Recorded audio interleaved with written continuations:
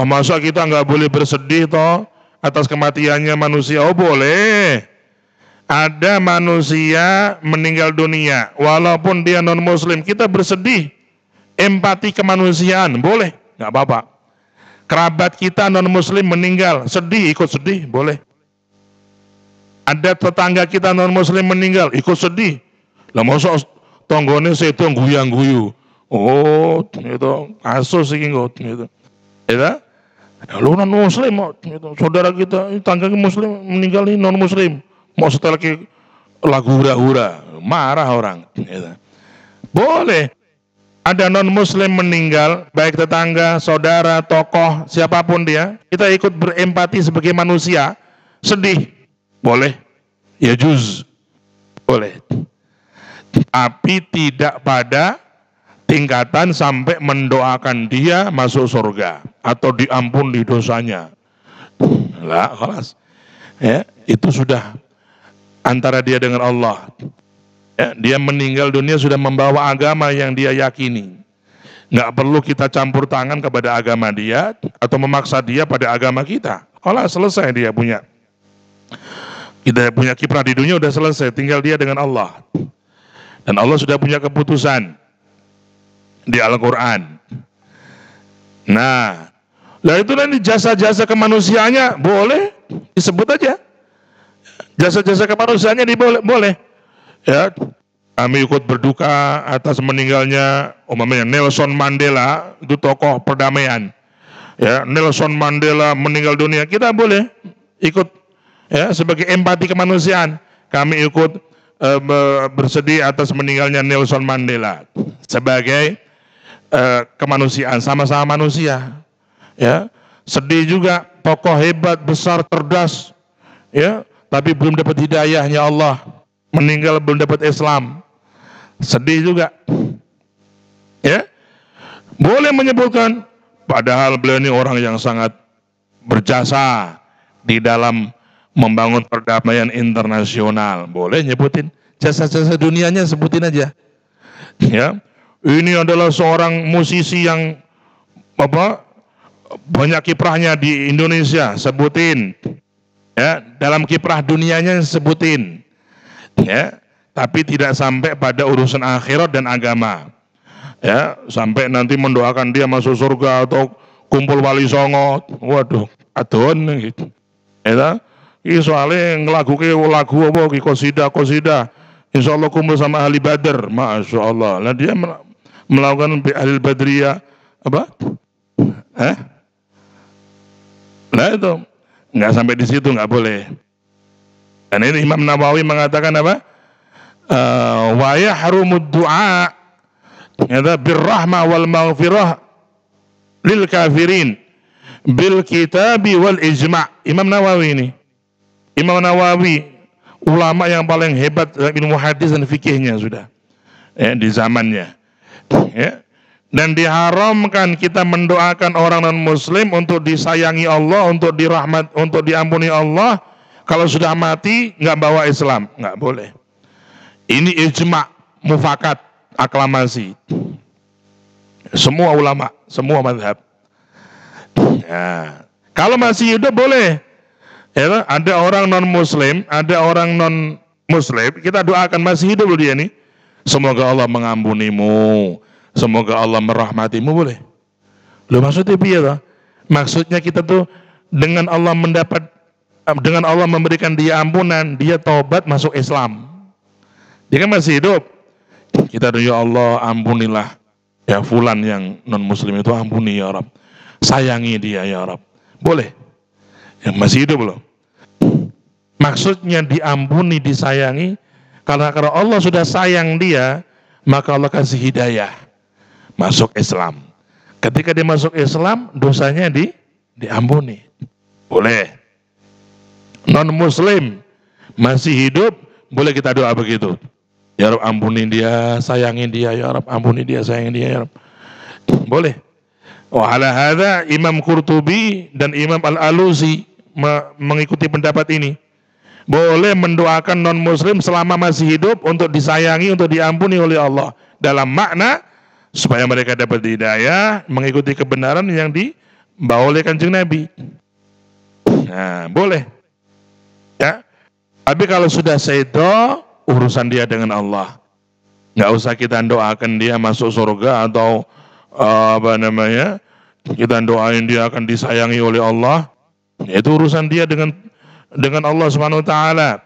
Urusan dia di akhirat, kita nggak usah campur tidak usah masuk campur tangan kepada akidahnya dia atau agamanya dia, urusan akhiratnya dia enggak. Ya, lakum dinukum waliyadin, ya. Jadi kembali pada tadi bahwa Allah itu kuasanya Allah itu terikat dengan kemauannya. Lu kan Allah Maha Kuasa. Kalau seandainya Allah memang berkuasa, kan kuasa untuk memasukkan orang kafir ke surga. Iya, Allah berkuasa, tapi kekuasaan Allah itu terikat dengan kemauannya. Allah nggak mau. Allah kuasa tapi nggak mau. Ya, ono cah cilik no ngarep begitu. Ya, saya di atas dia ya kuasa, apa tak sentil, tak jotos, tak jewer aku ya iso. Berkuasa saya untuk memukul dia, menjewer dia, menyentil dia, menjambak rambutnya dia, ya kuasa. Saya besar dia kecil. Tapi saya nggak mau. Saya sudah punya satu statement, saya tidak mau ganggu anak kecil. Ya sudah. Kekuatan saya nggak saya gunakan untuk itu. Allah sudah punya statement. Saya nggak mau memasukkan orang yang mati, nggak bawa Islam ke surga. Allah nggak mau. Nggak bisa. Begitu. Ya. Makanya Nabi Allah Ibrahim alaihissalam, ya, ketika dia mendoakan ayahnya, ya, itu ditolak oleh Allah. Wa ma kana istighfaru Ibrahim li abihi illa an mau'idatin wa'adaiyah. Ya. Nabi Ibrahim ini kan ngajak ayahnya supaya masuk Islam, iman kepada Allah, mentauhidkan Allah, nolak. Nah, maka sampai meninggal yang non muslim, ayahnya Nabi Ibrahim ini. Ya, pendapat ulama sebagian mengatakan bukan ayah asli tapi ayah angkat.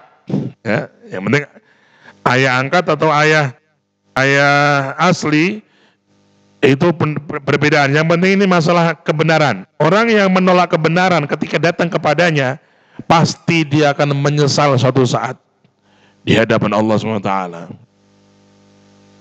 Dan itu dalam kitab Sahih Bukhari diceritakan nanti Nabi Ibrahim itu akan ketemu dengan putranya, dengan ayahnya ini. Ya, yalqa Ibrahimu abahu yaumal qiyamah. Ibrahim akan ketemu ayahnya di hari kiamat. Faqala Ibrahim, Nabi Ibrahim berkata, alam aqul laka ittabi'ni. Hai ayah, bukankah aku dulu sudah pernah ngomong, ikuti agamaku, mentauhidkan Allah, mengesahkan Allah. Ya. Kenapa engkau tidak mau? Ayahnya berkata, wahai Ibrahim, kalau sekarang kamu ngajak aku mau ikut. Ya, aku mau ikut. Setelah aku tahu ternyata yang benar tuh agama yang kamu bawa. Ternyata yang benar Allah tuh Maha Esa. Bukan patung-patung, bukan menduakan, mentigakan Allah. Allah Maha Esa. Ternyata yang benar itu, sekarang kamu ngajak aku mau. Akhirnya Nabi Allah Ibrahim berkata kepada Allah, ya Rabb, sesungguhnya engkau berjanji kepadaku tidak akan mengecewakan aku. Innaka wa'adtani alla tukhzini yaumaddin. Engkau berjanji kepadaku tidak engkau kecewakan aku, ya, di hari kiamat. Apakah ada kekecewaan melebihi ayah yang berpisah dengan anaknya di saat ini? Ya, ayahnya akan masuk neraka, dia masuk surga. Apakah ada kekecewaan yang melebihi ini ya Rabb? Aku di surga, ayahku di neraka. Ini ampuni ayahku, masukkan surga bersamaku. Faqala Allahu azza wa jalla lin nabiyhi wa khalilihi Ibrahim alaihissalam. Allah berkata kepada kekasihnya, Rasul termulianya Nabi Ibrahim alaihissalam, Kata Allah kepada Ibrahim, ya Ibrahim, inni haramtul jannah alal kafirin. Hai Ibrahim, sesungguhnya aku telah mengharamkan surga bagi orang-orang yang kafir kepadaku.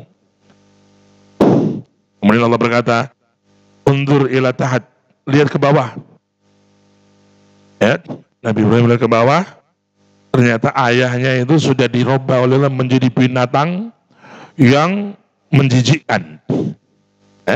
Ayahnya itu dirubah oleh Allah menjadi binatang yang menjijikkan, binatang yang menjijikkan, ya. Sehingga Nabi Ibrahim itu merasa tidak apa? Tidak lagi, sayangnya hilang karena jijiknya binatang itu. Nabi Ibrahim merasa nggak sayang atau merasa jijik. Tsumma yulqa bihi ilan nar, kemudian dilemparkan ke dalam api neraka. Ada hadis Sahih Bukhari. Jadi nikmat Islam ini disyukuri, ya. Nikmat Islam ini dijadikan sebagai bekal untuk kita ketemu Allah. Walaupun orang banyak dosa, banyak maksiat, tapi kalau meninggalnya bawa iman Islam, min ahli jannah, masuk surga. Ya. Begitu. Ya. Nah kalau di dunia kita nggak kepada orang kafir, kepada orang Muslim tetap kita baik. Nah, ini kan keyakinan tadi itu. Masalah sikap sosial. Ada non-muslim tetangga kita, ya dibaikin. Jangan menipu dia, jangan gangguin dia. Harus menghormati dia sebagai tetangga. Ya, ada non-muslim di satu bangsa nih, saling menghormati, saling menghargai. Oh, penting dalam bernegara berbangsa. Ya, nggak boleh kita menjelek-jelekan agama orang. Ya, tidak boleh juga kita itu mencaci maki Tuhan orang lain. Nggak boleh. Ya. Tapi kalau kita menjelaskan akidah kita kepada keluarga kita, kepada anggota majelis kita, santri-santri kita, nah itu penting. Ya, supaya kita ini tidak terpengaruhi dengan akidah-akidah yang salah atau pemahaman-pemahaman yang sesat dan terjaga iman kita. Ya, mudah-mudahan Allah menjaga kita semua dunia akhirat.